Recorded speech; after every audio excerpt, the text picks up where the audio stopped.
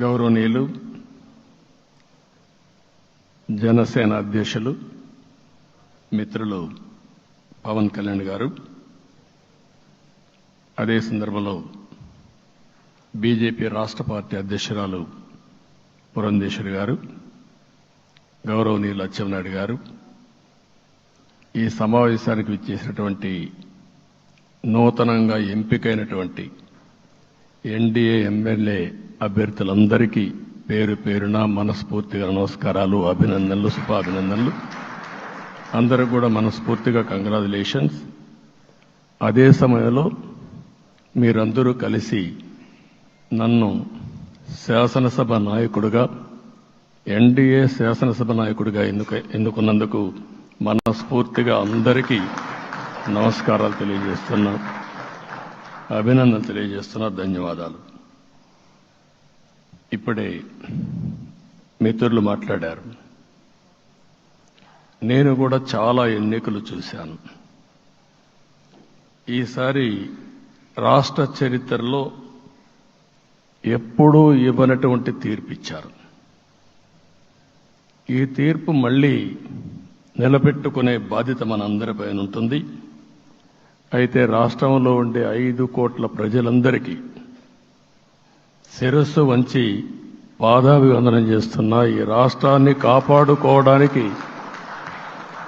మీరు చూపించిన చొరవ కోసం అందరం కూడా ఒకటి క్యాంపెయిన్ చేశాం. ప్రజలు గెలవాలి, రాష్ట్రం నిలబడాలి. ప్రజలు గెలిచారు. రాష్ట్రాన్ని నిలబెట్టే బాధ్యత ఇక్కడుండే శాసనసభ్యులపైన, మనందరిపైన ఉంది. ఈ విషయం మనం గుర్తుపెట్టుకోవాల్సిన అవసరం ఉంది. ఒక అరాచక పాలన, ఒక విధ్వంసకర పాలన. మామూలుగా ఇది చూస్తే ఈ కూటమి ఏర్పాటు చేసినప్పుడు కూడా నేను ఎప్పుడూ మర్చిపోలేను. ఇప్పుడే పురంధేశ్వరి గారు చెప్పారు, పవన్ కళ్యాణ్ గారు చెప్పారు. 3 పార్టీలు కూడా ఒక అత్యున్నతమైన ఆశయాల కోసం పార్టీలు పెట్టినప్పటికీ ఈరోజు కలయిక కూడా మీరు చూస్తే, ఈ కలయికని చాలా ఎన్నికలు చూశాను కానీ నా చరిత్రలో ఎన్నికలైన తర్వాత కంప్లైంట్స్ ఉండేటివి. ఇక్కడ పలానోళ్ళు సరిగా పనిచేయలేదు, ఇక్కడ ఈ నాయకులు కోఆపరేట్ చేయలేదని. నేను చూసిన మొట్టమొదటి ఎన్నిక, ఈసారి ఎన్నికల్లో మాత్రం 100కి 100% 3 పార్టీల నాయకులు, కార్యకర్తలు సమిష్టిగా పనిచేశారు. దానికి కారణం మనం ఒకసారి అన్వేషిస్తే, ప్రజలు మనోభావాలకు అనుగుణంగా మన కార్యకర్తలు కూడా ప్రవర్తించే పరిస్థితికి వచ్చారు. రాష్ట్రంలో ఉండే ప్రతి ఒక్క కార్యకర్తని, 3 పార్టీల తరపున ఉండే ప్రతి ఒక్క కార్యకర్తని, నాయకుడిని మనస్ఫూర్తిగా అభినందిస్తున్నా, ధన్యవాదాలు తెలియజేస్తున్నా, కృతజ్ఞతలు తెలియజేస్తున్నా. మేము చాలా వేవ్స్ చూసాం. 94లో 1 సైడ్ ఎన్నికలు జరిగాయి. అప్పుడు కూడా ఇన్ని సీట్లు రాలా, ఇన్ని ఓట్లు రాలా. ఈరోజు మనం చూస్తే 175 సీట్లకు గాను 164 సీట్లు గెలిచాం. అంటే 11 సీట్లే ఓడిపోయాం. అంటే స్ట్రైకింగ్ రేట్ 93%. అంటే మామూలుగా 93% రావడం అనేది దేశ చరిత్రలోనే అరుదైన అనుభవం ఇది. అలాంటి అనుభవం ఇక్కడ చూపించారు. ఓటింగ్ కూడా 57% ఓట్లు వేశారు. మనకు 50% ఓట్లు వేస్తే ఎక్కువ అనుకుంటాం. అలాంటిది 57% ఆవరేజ్గా ఈ రాష్ట్ర ప్రజానీకం మనల్ని ఆశీర్వదించారంటే మనలో ఎంత బాధ్యత పెరిగిందో మనం ఒక్కసారి గుర్తుపెట్టుకోవాల్సిన అవసరం ఉంది. జిల్లాల వారీగా, పార్లమెంట్ల వారీగా విశ్లేషిస్తే శ్రీకాకుళం క్లీన్ స్వీప్, 7కు 7 గెలిచాం. విజయనగరం అన్నీ గెలిచాం. అరకు 2-3 ఎన్నికల్లో మనం గెలవకుండా ఈసారి ఎన్డీఏ అభ్యర్థులు చూస్తే 7కు 5 గెలిచాం. మన దురదృష్టం పార్లమెంట్ పోయింది. అక్కడి నుంచి వైజాగ్ 7కు 7 గెలిచాం. అనకాపల్లి 7కు 7 గెలిచాం. దెన్ తూర్పుగోదావరి, కాకినాడ, అమలాపురం, రాజమండ్రి, నరసాపురం, పక్కన వస్తే ఏలూరు, మచిలీపట్నం, కృష్ణా, గుంటూరు, నరసరావుపేట, బాపట్ల అన్స్టాపబుల్ 7కు 7 గెలిచాం. అక్కడి నుంచి ఒంగోలులో బ్రేక్ పడింది, ఒక 2 సీట్లు పోయినాయి. అక్కడి నుంచి నెల్లూరు 7కు 7 గెలిచాం. తిరుపతి 7కు 7 గెలిచాం. కానీ దురదృష్టం పార్లమెంటు పోగొట్టుకున్నాం. చిత్తూరు ఎప్పుడు ఇన్ని సీట్లు గెలవాలి, 7కు 7 గెలిచాం. అక్కడి నుంచి రాజంపేటలో 7కు 4 గెలిచాం. 3 సీట్లు పోగొట్టుకున్నాం, పార్లమెంటు పోయింది. అక్కడి నుంచి మీరు చూస్తే చరిత్రలో ఎప్పుడూ గెలవని విధంగా కడపలో 7కు 5 గెలిచాం మనం. ఆ తర్వాత అనంతపురకు వస్తే క్లీన్ స్వీప్ 7కు 7 గెలిచాం. హిందూపూర్లో 7కు 7 గెలిచాం. నంద్యాల ఎప్పుడూ ఊహించని విధంగా 7కు 7 గెలిచాం. ఆ తర్వాత కర్నూలుకు వస్తే 7కు 5 గెలిచాం. నేను ఈ 11 మందిని కూడా అదే మారిగా జనసేన మిత్రులు పవన్ కళ్యాణ్ గారు 21 సీట్లు తీసుకొని 21 గెలిచాడు.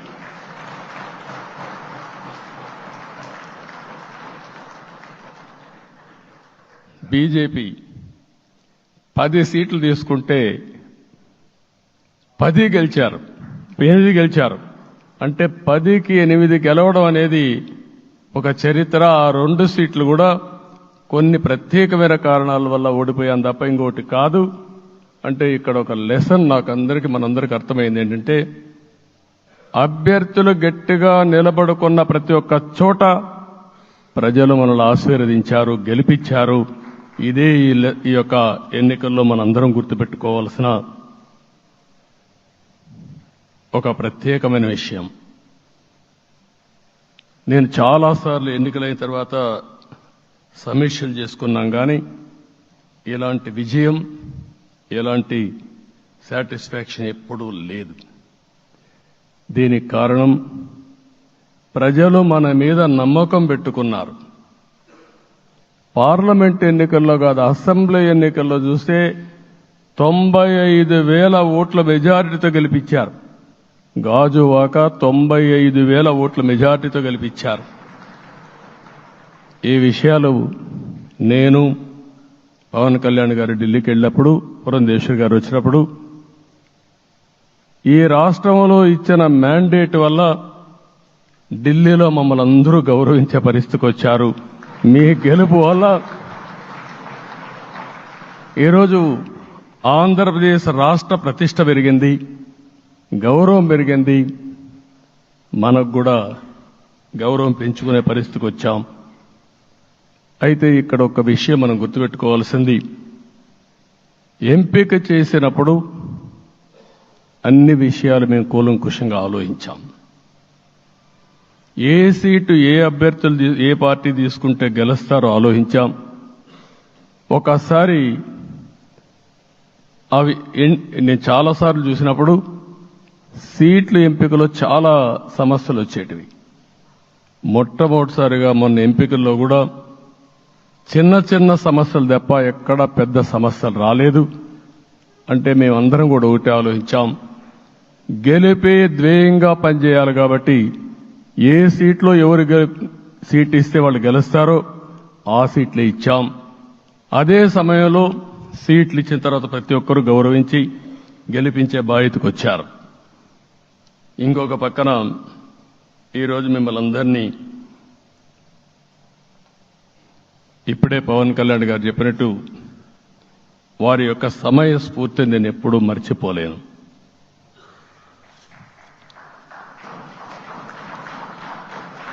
మొట్టమొదటిసారిగా నేను జైల్లో ఉన్నప్పుడు వచ్చాడు. వచ్చినప్పుడు నన్ను పరామర్శించాడు. బయట వచ్చి ఈ రాష్ట్రం అంత మునుపు చెప్పినా, అంత మునుపు అనేక సందర్భాల్లో ప్రభుత్వ వ్యతిరేక ఓటు చేయకూడదని చెప్పారు.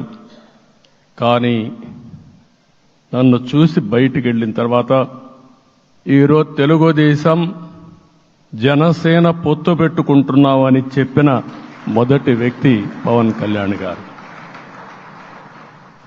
అప్పటికే బీజేపీతో పొత్తుంది. అయితే ఒక మాట చెప్పాడు, బీజేపీతో పొత్తుంది, బీజేపీ, తెలుగుదేశం, జనసేన 3 పార్టీలు కలిసి పోటీ చేస్తామని కూడా చెప్పి మళ్ళీ ఆ ప్రయత్నం చేసి కడాన రాష్ట్ర ప్రయోజనాల దృష్ట్యా బీజేపీ, తెలుగుదేశం, జనసేన పొత్తు పెట్టుకున్నాం. మనస్ఫూర్తిగా ఆయన అభినందిస్తున్నా. ఆ రోజటి నుంచి ఎలాంటి పొరపచ్చాలు లేకుండా కలిసి పనిచేశారు. మాకు కొన్ని అనుమానాలు ఉండేటివి. ఓటు ట్రాన్స్ఫర్ అవుతుందా లేదా,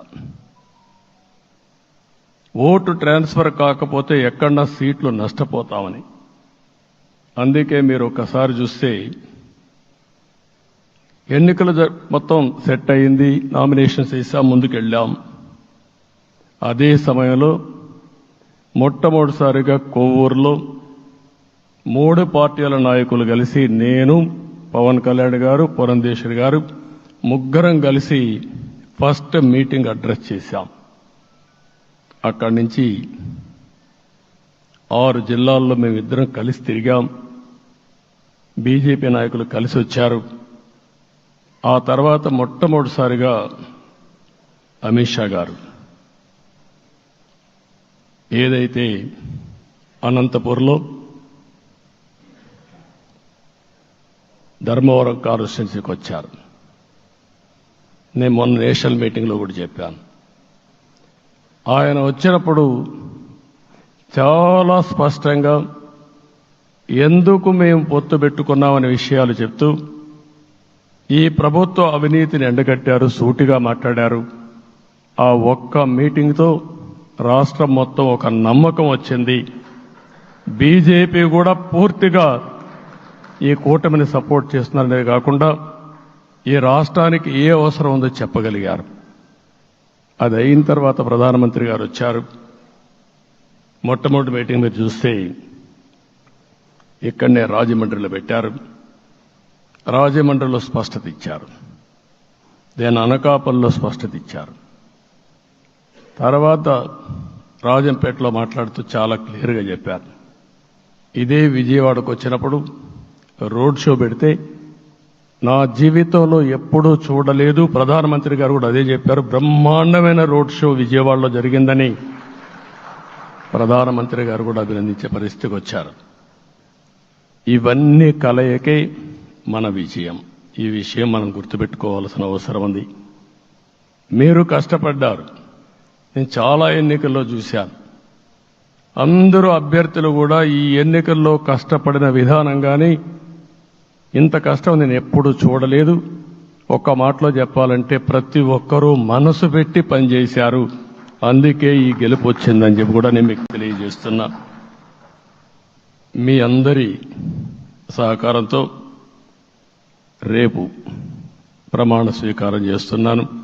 దానికి మీ అందరికీ ధన్యవాదాలు. రేపు ప్రమాణ స్వీకారానికి నరేంద్ర మోడీ గారు ప్రధానమంత్రిగా వారు వస్తున్నారు.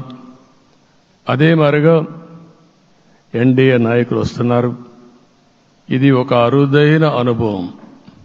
అంటే నేను 4వసారి ముఖ్యమంత్రిగా ప్రమాణ స్వీకారం చేస్తున్నాను కానీ ఈసారి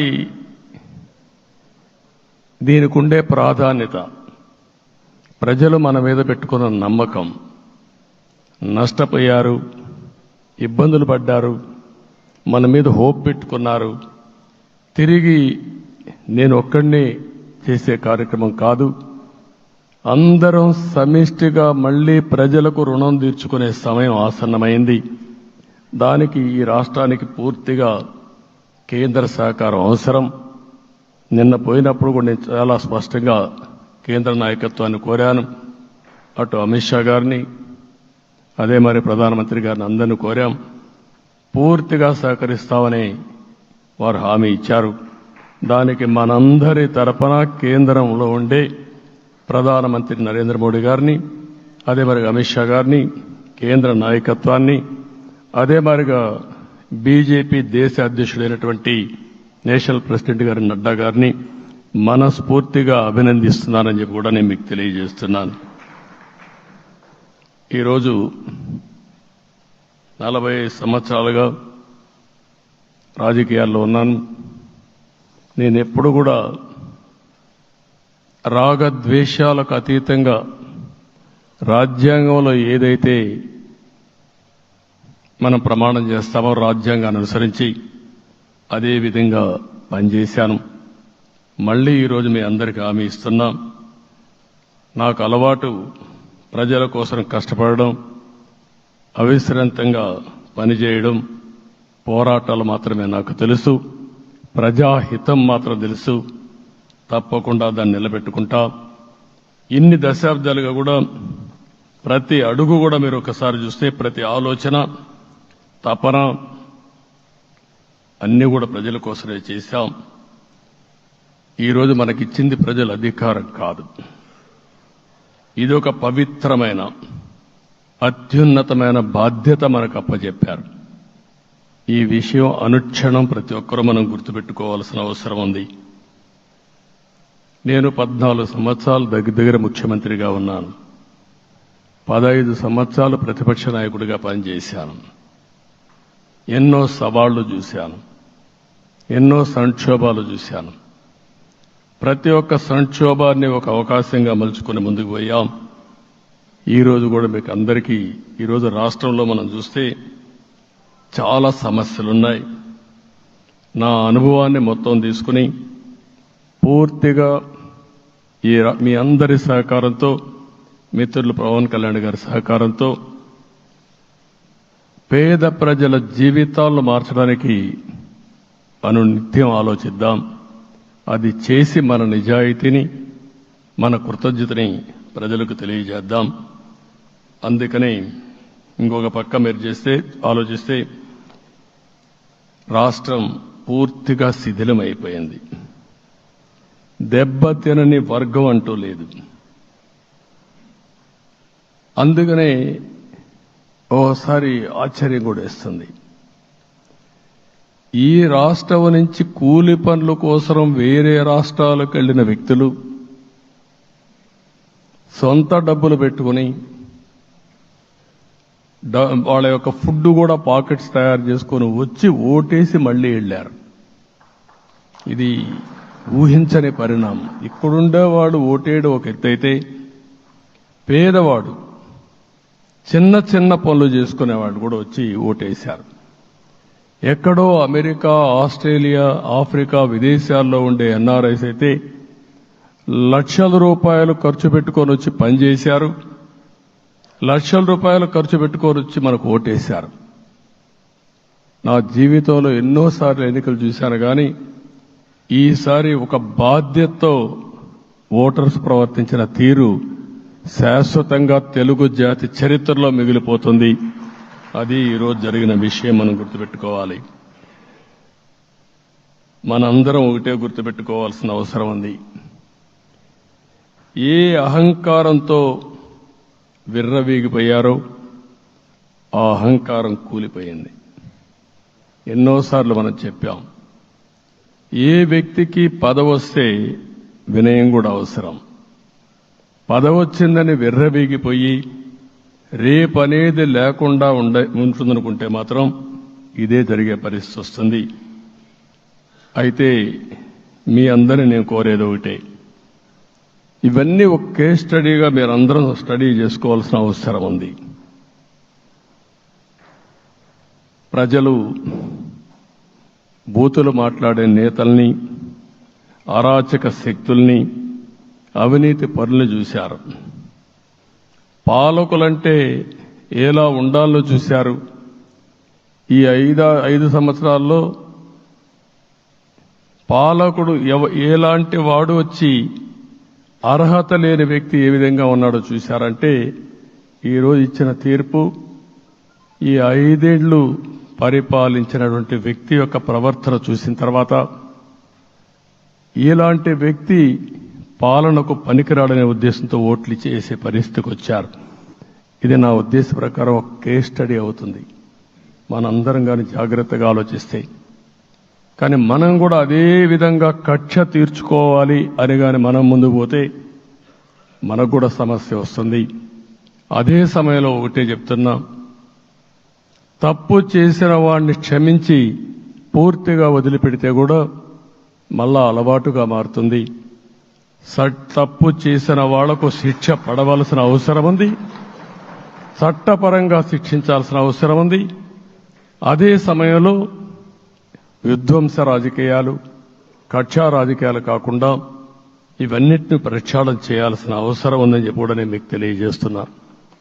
ఇంకొక పక్క 5 ఏళ్లలో ఎన్నో సంవత్సరాలు చూశాను కానీ కార్యకర్తలపైన దాడులు, హింసా రాజకీయాలు, అక్రమ కేసులు, వేధింపులు, కడాన సోషల్ యాక్టివిస్టులు కూడా ఇష్టానుసారంగా కేసులు పెట్టి హెరాస్ చేస్తే నిద్రపోకుండా వాళ్ళు కాపాడుకున్నాం. ఇంకొక పక్కన అన్ని పార్టీలకు 3 పార్టీలకు అనుభవం ఉంది. ఈరోజు మీరు చూస్తే ప్రాణాలు తీస్తూ అరాచకంగా ప్రవర్తిస్తూ తెలుగుదేశం పార్టీలో ఒక ఉదాహరణ చూసినప్పుడు అన్ని పార్టీలకు వర్తిస్తుంది. ఏదైతే మన పార్టీకి వ్యతిరేకంగా నేను ఆ పేర్లు చెప్పకూడదు కాబట్టి చెప్పలేదు, కానీ స్లోగన్ ఏమంటే కడాన మెడ మీద కత్తున్న జై తెలుగుదేశం అంటూ ప్రాణాలు వదిలిపెట్టే పరిస్థితికి వచ్చారు. ఇది ఊహించని పరిణామాలు ఇవన్నీ. ఇప్పుడు కూడా కళ్ల ముందర తిరిగే పరిస్థితి వస్తుంది. అందుకే ఈరోజు మనందరం కూడా ఇవన్నీ గుర్తుపెట్టుకుని, నాకు జరిగిన అవమానాలు చూశారు. నేను అందుకే మా కుటుంబానికి జరిగిన అవమానంతో నేను కూడా భరించలేక బయట వచ్చినప్పుడు ఒకటే శపథం చేసి వచ్చాను. ఆ శపథం, ఇది గౌరవ సభ కాదు, ఇది కౌరవ సభ. ప్రజాక్షేత్రంలో గెలిచి మళ్లీ ఈ సభను గౌరవ సభగా చేసి అడుగు పెడతానని చెప్పి శపథం చేసి బయట వచ్చాను. ఓసారి ఇవన్నీ చరిత్ర. ఆ శపథాన్ని ప్రజలు గౌరవించారు. గౌరవించిన ప్రజల్ని నిలబెట్టే బాధ్యత మనందరిపైన ఉంది. సభను కూడా ఎన్నోసార్లు పవన్ కళ్యాణ్ గారు చెప్పారు, భవిష్యత్తులో ఆంధ్రప్రదేశ్ శాసనసభని ఒక గౌరవ సభగా చేసి ప్రజా సమస్యల్ని చర్చిస్తామని చాలా స్పష్టంగా చెప్పారు. అలాంటి బ్రహ్మాండమైన వాతావరణం క్రియేట్ అవుతుంది. దానికి ఒక శాసనసభాపక్ష నాయకుడిగా నేను హామీ ఇస్తున్నా. మళ్లీ ఈ సభను గౌరవ సభగా, ఈరోజు మన పరిపాలన ప్రజా ప్రభుత్వంగా మనం ముందుకు పోవాల్సిన అవసరం ఉంది. ముందుకు పోతామని చెప్పి కూడా నేను మీకు తెలియజేస్తున్నా. ఇంకా కిందికి డెప్త్కి వెళ్తే గవర్నమెంట్లో ఏముందో ఇప్పటికి తెలియదు, ఎంత అప్పు ఉందో తెలియదు, ఎక్కడెక్కడ తెచ్చారో తెలియదు. ఇవన్నీ కూడా డెప్త్కి వెళ్ళినప్పుడు ఎన్ని లక్షల కోట్ల అప్పు ఉంది, ఏదేది తాకట్టు పెట్టారు, ఆర్థిక వ్యవస్థ ఏ విధంగా చిన్నాభిన్నం అయిపోయింది, ఇవన్నీ కూడా అధ్యయనం చేసుకోవాల్సిన అవసరం ఉంది. ఇరిగేషన్ రంగాన్ని పూర్తిగా నిర్వీర్యం చేశారు. రాష్ట్రానికి అతి ముఖ్యమైన ప్రాజెక్టు పోలవరం. కేంద్రం క్లియర్గా పోలవరానికి సహకరించారు. నాకిప్పుడు కూడా జ్ఞాపకం ఉంది, 2014 కంటే ముందు నేను ముఖ్యమంత్రి అయ్యాను, ఎంపికయ్యాను, ఢిల్లీకి వెళ్ళాను. ఢిల్లీకి వెళ్ళినప్పుడు 7 మండలాలు తెలంగాణలో ఉన్నాయి. పోలవరం ముంపుకు గురి అయ్యే 7 మండలాలు తెలంగాణలో ఉన్నాయి. ఆ 7 మండలాలు అక్కడుంటే జూన్ 2వ తారీఖున నోటిఫికేషన్ వస్తే ఆ తర్వాత తెలంగాణ అనుమతి ఉంటే తప్ప, పునరావాసానికి ఒప్పుకుంటే తప్ప మనం పోలవరం కట్టే పరిస్థితి లేదు. ఆ రోజు రాజ్నాథ్ సింగ్ గారు పార్టీ అధ్యక్షుడు. అదే మాదిరిగా ఆ రోజు వెంకయ్య నాయుడు గారు కూడా యాక్టివ్గా ఉన్నారు. నేను ఒకటే కోరాను, ప్రజలు నన్ను ఎంపిక చేసుకున్నారు, ఇక్కడ మనం ఎన్డీఏ వచ్చింది, ఈ ప్రాజెక్టు పూర్తి కావాలంటే ఆ 7 మండలాలు ఆంధ్రప్రదేశ్ రాష్ట్రానికి ఇస్తే తప్ప పూర్తి కాదు. మీరు 7 మండలాలు ఇవ్వకపోతే నేను ప్రమాణ స్వీకారం చేయను, నాకు ఈ పదవి వద్దని ఆ రోజు చాలా స్పష్టంగా చెప్పాను. ఇది ఎప్పుడు కూడా చరిత్రలో ఎప్పుడు జరగని విషయం. ఆ రోజు ప్రధానమంత్రి గారు నరేంద్ర మోడీ గారు ఇవన్నీ ఆలోచించి ఫస్ట్ క్యాబినెట్ మీటింగ్లో పెట్టి ఒక ఆర్డినెన్స్ ఇచ్చి ఆ 7 మండలాలు ఆంధ్రప్రదేశ్కి ఇచ్చి తర్వాత పార్లమెంట్ సమావేశాలు పెట్టుకున్నారంటే అది ఒక చరిత్ర. అంటే ఆ రోజు కానీ కేంద్రంగాన 7 మండలాలు ఇవ్వకపోయుంటే పోలవరం ప్రాజెక్టు ప్రారంభమయ్యేది కాదు. అన్ని కష్టాలు పడి మళ్లీ డబ్బులన్నీ కోర్టులో ఉండే కేసులన్నీ విత్డ్రా చేయించి అన్నీ చేయించాం. 72% పనులు పూర్తి చేశాం. ఈరోజు మళ్లీ మొదటికి వచ్చింది. డయాఫామ్ వాల్ పూర్తిగా కొట్టుకొని పోయే పరిస్థితికి వచ్చింది, డ్యామేజ్కి అయ్యే పరిస్థితి వచ్చింది, ఎక్కడుందో తెలియని పరిస్థితి. మళ్లీ కేంద్ర సహకారంతో రాష్ట్రానికి అతి ముఖ్యమైన ప్రాజెక్టు పోలవరం, దీన్ని పూర్తి చేసే బాధ్యత, దీన్ని పూర్తి చేసి నదుల అనుసంధానం చేసి మన అందరం ప్రతి ఒక్క ఎకరాకు నీళ్లు ఇవ్వగలిగితే దానికంటే బ్రహ్మాండమైన కార్యక్రమం ఏమీ ఉండదు. వ్యవసాయ రంగం స్టెబిలైజ్ అవుతుంది. ఇది సాధించడానికి అన్ని విధాలా కష్టపడతామని చెప్పి కూడా నేను మీకు తెలియజేస్తున్నాను. ఇంకొక పక్క వ్యవసాయ రంగం పూర్తిగా సంక్షోభంలో పడిపోయింది. రైతులు అప్పుల పాలయ్యారు. 5 ఏళ్లలో 9 సార్లు కరెంటు ఛార్జీలు పెంచారు. ఈ విధంగా ఇవన్నీ కూడా ఇంకొక పక్క మీరు చూస్తే అమరావతి 10 సంవత్సరాల తర్వాత మన రాజధాని ఏదంటే చెప్పుకోలేని పరిస్థితి. ఇప్పటికి కూడా మనకు గుర్తొచ్చేది ప్రజావేదిక విధ్వంసం. అలాంటి దుర్మార్గమైన కార్యక్రమాలు జరిగాయి. ఇవన్నీ కూడా గుర్తు చేసుకుంటూనే కక్షపూరిత రాజకీయాలు కాకుండా కన్స్ట్రక్టివ్ పాలిటిక్స్కి మనం ముందుకు పోవాల్సిన అవసరం ఉంది. అందుకే ఈరోజు నేను ఒకటే మీ అందరికీ హామీ ఇస్తున్న, మీ ద్వారా ప్రజలందరికీ, మనది ప్రజాప్రభుత్వం. ఇకపైన మన ప్రభుత్వంలో ప్రజావేదికల కూల్చివేతలుండవు. 3 రాజధానులంటూ రాష్ట్ర భవిష్యత్తు ఆటలాడే పరిస్థితి ఉండదు. మన రాజధాని అమరావతి, అమరావతి రాజధాని.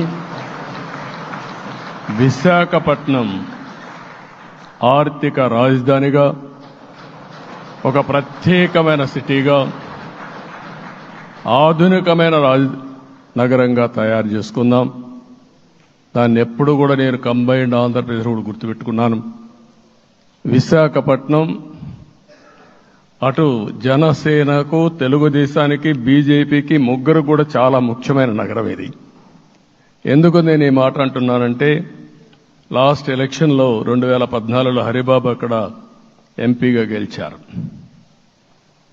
తర్వాత విడిపోయిన తర్వాత 2014లో మళ్ళీ మనం పోటీ చేసినప్పుడు చేశాం. 2019లో 4 అసెంబ్లీ సీట్లు గెలిపించిన ఏకైక నగరం విశాఖపట్నం తెలుగుదేశం పార్టీకి. అదే మాదిరిగా ప్రజల్లో గణనీయమైనటువంటి అభిమానం జనసేన అధినేత పవన్ కళ్యాణ్ గారి పైన ఉంది. ఈ 3 కలిపి నిన్న ఒక సునామీ మారిగా వచ్చింది. అక్కడ ఒక్కొక్క సీట్లో మీరు చూస్తే 90,000, 90,000, 70,000, 80,000 మెజారిటీతో గెలిపించారంటే ఆనాటి ముఖ్యమంత్రి విశాఖపట్నాన్ని రాజధానిగా చేస్తాను, ఎన్నికలవుతానే అక్కడే ప్రమాణ స్వీకారం చేస్తానంటే నువ్వు రావద్దు అని ప్రజా తీర్పిచ్చిన రాజధాని నగరం విశాఖ నగరం. అంటే ఎలాంటి టెంప్టేషన్ కూడా లొంగలేదు వాళ్ళు. ఇది ఒక అనుభూతి. విశాఖపట్నాన్ని మర్చిపోయే సమస్య లేదు. తగిన గుర్తింపు ఇస్తాం, అభివృద్ధి చేస్తాం. ఇంకొక పక్క కర్నూలుని కూడా ఇదే మారిగా చెప్పి కర్నూలుని జ్యుడిషియల్ క్యాపిటల్గా చేస్తామని కడాన ఏమీ చేయకుండా వదిలిపెట్టినటువంటి వ్యక్తి. ఈరోజు మీరు ఒక్కసారి గుర్తుపెట్టుకోవాల్సింది, నేను చాలా ఎన్నికలు చూశాను కానీ రాయలసీమలో వన్ సైడ్ ఎన్నికలు జరిగాయి. బ్రహ్మాండంగా ఓట్లేశారు. ఓట్లేయడమే కాదు, ఊహించినటువంటి మెజార్టీస్ ఇచ్చారు. ఇది నేను కొంచెం భయపడ్డాను బిగినింగ్లో, కానీ ఊపు చూసిన తర్వాత మాత్రం అనిపించింది అందరూ ఎక్స్పెక్ట్ చేశారు రాయలసీమలో కొంచెం ఇబ్బంది ఉంటుందని. అలాంటి రాయలసీమ తిరుగుబాటు చేసే పరిస్థితికి వచ్చింది. దానికి కూడా మనందరి మీద బాధ్యత ఉంది. కర్నూలుని అన్ని విధాల అభివృద్ధి చేసే బాధ్యత Telugu Desam party, Janasena, BJP, NDA కూటమి తీసుకుంటామని కూడా హామీ ఇస్తున్నాను. ఈ 3 సిటీలే కాకుండా మొత్తం అన్ని జిల్లాల్ని సమభావంతో ఆలోచించి మనం ముందుకెళ్దాం. ఇంకొక పక్క మనలో ఏ కోశాన కూడా అహంకారం ఉండకూడదు, అరాచకం అనేది ఎక్కడా కనిపించకూడదు. ఈ రాష్ట్రంలో అశాంతికి చోటు అనేది లేకుండా ముందుకు పోవాల్సిన అవసరం ఉంది. రాష్ట్ర ప్రజలందరికీ హామీ ఇస్తున్నా, సీఎం వస్తున్నాడంటే చెట్లు కొట్టేయడం, లేకపోతే రోడ్లు మూసేయడం, షాపులు బంద్ చేయడం, పరదాలు కట్టుకోవడం అవన్నీ ఉండవు. సీఎం కూడా ఒక మామూలు మనిషిగానే వస్తా, అందరితో కలిసి ఉంటాం. నేను సీఎంగా ఉన్నా మా మిత్రుడు పవన్ కళ్యాణ్ గారు ఏ హోదాలో ఉన్నది కూడా రేపు అనౌన్స్ చేసుకుంటాం. మేమందరం కూడా సామాన్యమైన వ్యక్తులుగానే వస్తాం మీ దగ్గరికి, మీలో ఒక వ్యక్తిగా ఉంటాం. మాకు హోదా సేవ కోసరం తప్ప పెత్తనం కోసరం కాదు. ఆ విషయం ప్రజలందరికీ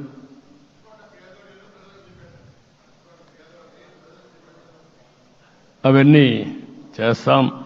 ఇంకొక పక్కన నిన్న మొన్న నేను వస్తానంటా ఉంటే వాళ్ళకు కూడా తెలుసు కాబట్టి ఎన్డీఏ అభ్యర్థిగా అంటే శాసనసభ నాయకుడిగా ఎన్నుకుంటారనే ఉద్దేశంతో, ముఖ్యమంత్రి అవుతాను ఉద్దేశంతో రోడ్లన్నీ కూడా నిలిపేస్తాను. నేను ఒకటే చెప్పాను, మేము వచ్చినప్పుడు ఒక్క నిమిషం ఒక సిగ్నల్కి ఇంకొక సిగ్నల్కి కొద్దిగా గ్యాప్ పెట్టుకోండి. అవసరమైతే ఒక 5 నిమిషాలు లేట్ అయినా మాకు పర్వాలేదు, కానీ ప్రజలు ఎవ్వరికీ ఇన్కన్వీనియన్స్ కలగకూడదని చాలా స్పష్టంగా ఆదేశాలు ఇచ్చాం. కాబట్టి అవన్నీ మనం చేద్దాం. ఇంకొక పక్కన దాడులు చేసి బాధితులపైనే కేసులు పెట్టే పరిస్థితి ఉండదు ఈ రోజు నుంచి. అది కూడా మనం చూశాం. ఏ ఒక్కరి ఆత్మగౌరవానికి భంగం కలగదు. ఒక పాజిటివ్ గవర్నెన్స్ అన్ని చోట్ల కనపడుస్తుంది. ప్రజాహితం కోసమే పనిచేస్తాం. ప్రతి నిర్ణయం, ప్రతి అడుగు ప్రజల కోసమే ఉంటుంది. స్టేట్ ఫస్ట్ అనే నినాదంతో ముందుకు పోతాం. ఈరోజు మేము ముగ్గురం కూడా ఢిల్లీలో వెళ్ళినప్పుడు కూడా మా ఆలోచన ఈ రాష్ట్రం ముందుండాలనే ఉద్దేశంతోనే ముందుకు పోయాం. అదే సమయంలో ఈరోజు మన రాష్ట్రానికి కూడా సముచితమైన గౌరవం. 3 మంత్రులు కేంద్రంలో మన వాళ్ళు ఉండే పరిస్థితికి వచ్చారు. ఒక పక్కన రామ్మోహన్ నాయుడు శ్రీకాకుళం ఎంపీ, ఆయన కేంద్రంలో మంత్రి పదవి, కేబినెట్ పదవి వచ్చింది. ఇంకొక పక్కన పెంబసాని చంద్రశేఖర్కి స్టేట్ మినిస్టర్గా ఎంఓఎస్ కింద ఇచ్చారు. మూడోది కూడా ఒక సామాన్యమైన కార్యకర్త Srinivasa Varma, Narasapur MP, BJP MP, ఈరోజు కేంద్రంలో మంత్రి స్థానం వచ్చింది. ఓసారి బీజేపీలో కూడా ఇది ఒక ప్రత్యేకత. ఆయన ఎంపీ ఇచ్చినప్పుడు నాకే ఆశ్చర్యం వేసింది. ఒక మామూలు వ్యక్తి ఎంపీ ఇచ్చారు. అప్పుడు ఆలోచించినప్పుడు నేను ఫస్ట్ మీటింగ్ పోతే వచ్చాడు. వచ్చినప్పుడు నేను ఎంక్వైరీ చేస్తే ఆయన స్ట్రాంగ్గా పార్టీ కోసం పనిచేశాడు. ఒక పార్టీ కార్యకర్తను గుర్తించిన పార్టీ భారతీయ జనతా పార్టీ. అది కూడా తెలుగుదేశంలో కూడా చేస్తున్నాం, జనసేనలో కూడా చేస్తున్నాం. వారి యొక్క ప్రత్యేకత. ఈరోజు నిన్న కూడా మనం అందరం చూస్తే మోదీ గారు మొన్నే మీటింగ్ అయినప్పుడు చూశాం, ఆయన స్పీచ్ను కూడా చూశాం. నేను కూడా చాలా స్పష్టంగా చెప్పాను, 10 సంవత్సరాల మోడీ గారి పరిపాలన దేశ ప్రతిష్ట పెంచింది. ప్రపంచంలోనే భారతీయులకు గుర్తింపు వచ్చింది. 11వ స్థానంలో ఉన్న ఆర్థిక వ్యవస్థ ఈరోజు 5వ స్థానానికి తీసుకొచ్చారు. ఇంకొక పక్కన ఎన్డీఏ 3.0 ఈ పరిపాలన 5 ఏళ్లలో 5వ స్థానం నుంచి 3వ ఆర్థిక అతిపెద్ద దేశంగా భారతదేశం ఎమర్జ్ కాబోతుంది. ఇది మన దేశానికి గర్వకారణం. ఇంకొక పక్కన ఆయన కల వికసిత్ భారత్ 2047, మనందరి కల వికసిత్ ఆంధ్రప్రదేశ్. ఇది మనందరం ఒక కలగా పెట్టుకొని ముందుకు పోవాల్సిన అవసరం ఉంది. అదే సమయంలో మనందరి ఆలోచన పేదరికం లేని సమాజం, zero poverty nation, zero poverty state, zero poverty నియోజకవర్గం. ఇది ఎన్టీ రామారావు గారి కళ. ఆయన చాలాసార్లు నేను మొన్న కూడా చెప్పాను, ఒకప్పుడు కమ్యూనిజం, క్యాపిటలిజం, సోషలిజం ఇది ఆర్థిక సంస్కరణ రాని ముందు ప్రతి ఒక్కరిని అడిగే విధానం. ఎవరిని అడిగినా మీరు ఏ సైడ్ ఉంటారని అడిగేవాళ్ళు. అలాంటి సమయంలో ఎన్టీ రామారావు గారిని మీరు ఏ ఇజాన్ని నమ్ముతారో చెప్పమంటే నాకు ఈ ఇజాల గురించి తెలియదు, నాకు తెలిసింది ఒకే ఒక ఇజం, అది హ్యూమనిజం అని చెప్పిన ఏకైక నాయకుడు భారతదేశంలో ఎన్టీ రామారావు గారు. ఆయన ఆ రోజు చెప్పింది పేదరికం లేని సమాజాన్ని సృష్టించాలని, పేదవాళ్లే దేవుళ్ళు, సమాజమే దేవాలయం అని చెప్పిన వ్యక్తి. ఆ కళని సాధికారం చేద్దాం. అదే నేను నిన్న చెప్పినప్పుడు కూడా ఈ దేశం అభివృద్ధి కావడంలో ఎలాంటి అనుమానం లేదు. కానీ ఆ అభివృద్ధి ఫలితాలు పేదవాళ్లకు తీసుకుపోవడంలో కాన్షియస్ ప్రజా నిర్ణయాలు తీసుకోవాలి, పబ్లిక్ పాలసీ తీసుకోవాలి. దానికి మన రాష్ట్రం నాంది పలికి కేంద్రానికి కూడా ఒక ఆదర్శంగా మనం నిరూపించుకుందాం. దానికి మీరందరూ కూడా మీ స్థాయిల్లో మీరు చేయాల్సిందిగా నేను కోరుకుంటూ ఈరోజు ప్రజలందరికీ విజ్ఞప్తి చేస్తున్నాం. మీరు ఓట్లేశారు, మమ్మల్ని గెలిపించారు, మీరు గెలిచారు, మీ పని అయిపోలేదు. కానీ మమ్మల్ని అనునిత్యం ఆశీర్వదించుతూ నడిపించే బాధ్యత ప్రజల్ని తీసుకోమని పూర్తిగా కోరుకుంటున్నా. ప్రజాస్వామ్యంలో ఎప్పుడు కూడా ఓట్లేసి బాధ్యత లేకుండా ఉండేవాళ్ళు, కావాల్సింది అడిగేవాళ్ళు. నిన్న ఎన్నికల్లో చాలా మందిని చూశాను. ఫస్ట్ టైం పోలింగ్ ప్రారంభం అవుతానే అరాకొర వచ్చేవాళ్ళు. పోలింగ్ స్టేషన్లో కూడా మనుషులు ఉండేవాళ్ళు కాదు. కొంతమంది మధ్య తరగతి అబవ్ ఉండేవాళ్ళైతే ఎప్పుడో మధ్యాహ్నం పైన పోదామని ఇంట్లో లీజర్గా పడుకునేవాళ్ళు. మధ్యాహ్నం పైన కూడా ఖాళీగా ఉంటే వచ్చేవాళ్ళు, ఎండలు ఎక్కువ ఉంటే కొంతమంది అవాయిడ్ చేసేవాళ్ళు. అందుకే మొన్న ఎన్నికల్లో మీరు చూస్తే ఫస్ట్ అవర్లో ప్రతి ఒక్క పోలింగ్ స్టేషన్ ఫుల్గా క్యూలు ఉన్నాయి. ఆ క్యూలు కంటిన్యూ అయింది. మీరు చూస్తే రాత్రి 2 గంటల వరకు క్యూలో నిలబడుకొని ఓట్లు వేశారంటే వాళ్ళ బాధ్యత వాళ్ళు నెరవేర్చారు. దానికి మనం అందరం గుర్తుపెట్టుకొని ఏ విధంగా చేయాలనో మనం కూడా చేయాల్సిన అవసరం ఉంది. ప్రజలందరికీ విజ్ఞప్తి చేస్తున్నా, మమ్మల్ని నడిపించండి. ఎక్కడైనా మేము తప్పు చేస్తే చెప్పే విధానం కూడా ఎస్టాబ్లిష్ చేస్తాం. ఎప్పటికప్పుడు ఫీడ్బ్యాక్ ఇవ్వండి. ఫైనల్గా కలిసి సాగుదాం, రాష్ట్రాన్ని పునర్నిర్మాణం చేద్దాం.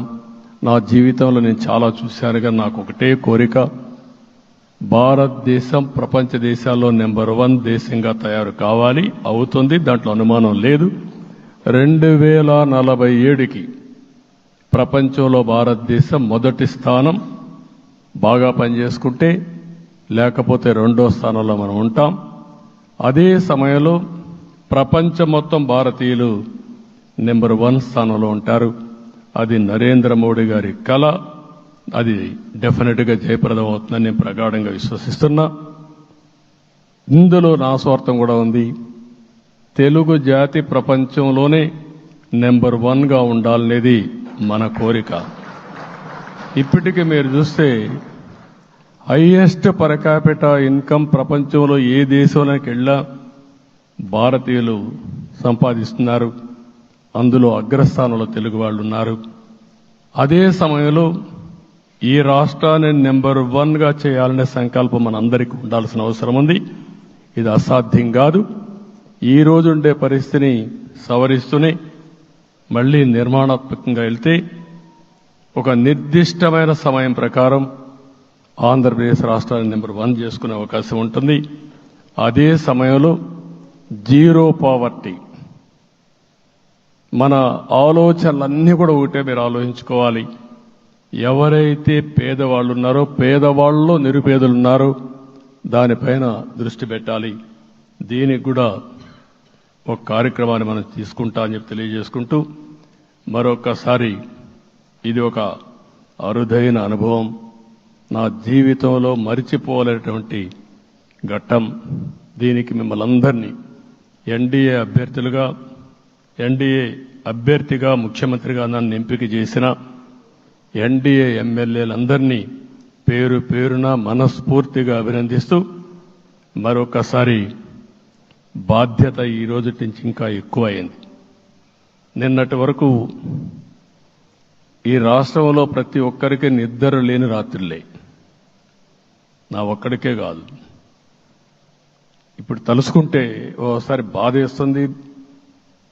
ఆ బాధపడిన రోజులు చూసుకుంటే, ఒక వ్యక్తిని జైల్లో పెట్టినప్పుడు నాకు 40 రోజుల నుంచి 90 రోజులు 100 రోజులు పట్టేది మళ్ళా బయట తేవాలంటే. మళ్ళా జైల్లో ఏం చేస్తారో తెలియదు. అక్కడి నుంచి ఇంకా ప్రెషర్ మౌంటప్ చేసుకుంటూ వచ్చాం.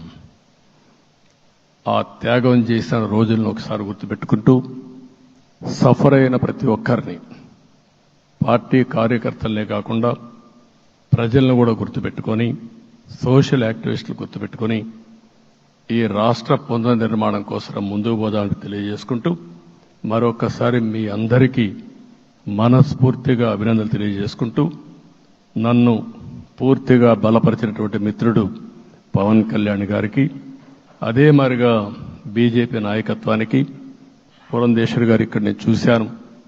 మేమిద్దరం, వారు ఎంపీ అభ్యర్థిగా ఉన్నప్పటికీ ఎప్పుడో కంప్లైంట్ చేసినా లేకుంటే కోఆర్డినేషన్ ప్రాబ్లం వచ్చినా ఇమీడియట్గా స్పందించి వారు కూడా కోఆర్డినేట్ చేశారు. అందరూ కూడా ఎక్కడా పొరపచ్చాలు లేకుండా మనస్ఫూర్తిగా చేశాం కాబట్టి ఈ గెలుపు సాధ్యమైంది. ఈ గెలుపుకు సహకరించిన ప్రతి ఒక్క నాయకుడికి, ప్రతి ఒక్క పార్టీకి, ప్రతి ఒక్క కార్యకర్తకి, ప్రజలందరికీ కూడా పేరు పేరున మనస్ఫూర్తిగా నమస్కారాలు తెలియజేసుకుంటూ మీ అందరి దగ్గర సెలవు తీసుకుంటున్నాను. జై హింద్, జై హింద్.